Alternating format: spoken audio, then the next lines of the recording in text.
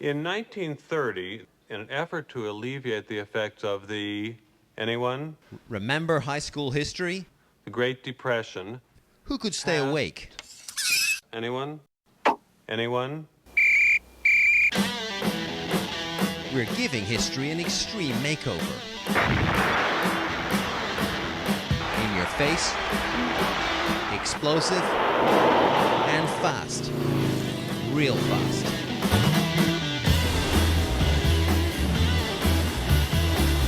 Blink and you might miss a couple of 100 years. Think you know the history of the weapon? Think again. Couple of small inventions. Pretty soon, who's your daddy? After beating each other for 40,000 years, Neanderthals discovered a spear could be thrown further and faster with a catapult device called an atlatl. It was the world's first weapon system, and it gave Atlatl man strategic advantage over his club-wielding neighbors. 20,000 years later, the flintlock added gunpowder to the mix, allowing a couple of hundred Spanish to take over the entire New World.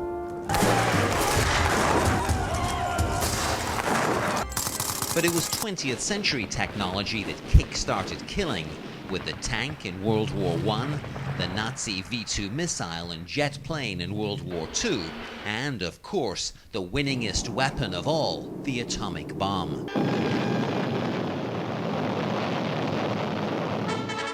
Oh yeah, and the same German who built the V-2 for Hitler, Werner von Braun, gave the US a leg up in the Cold War, building nuclear missiles for the Air Force.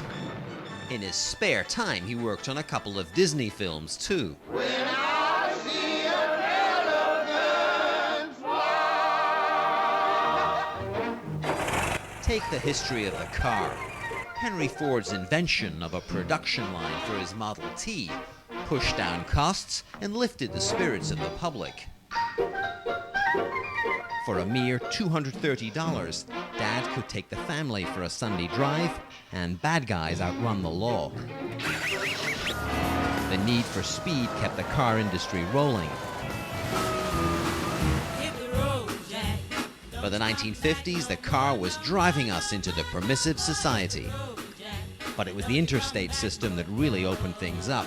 What you say? Now we could drive to Florida, live in the suburbs, and make movies like Thelma and Louise. Exactly as I planned it. If you want your history well done, I am the king of the world! and with a splash of hot sauce, whether it's the aeroplane, the camera, or the disaster, Rapid Fire shoots you history in a radical new way.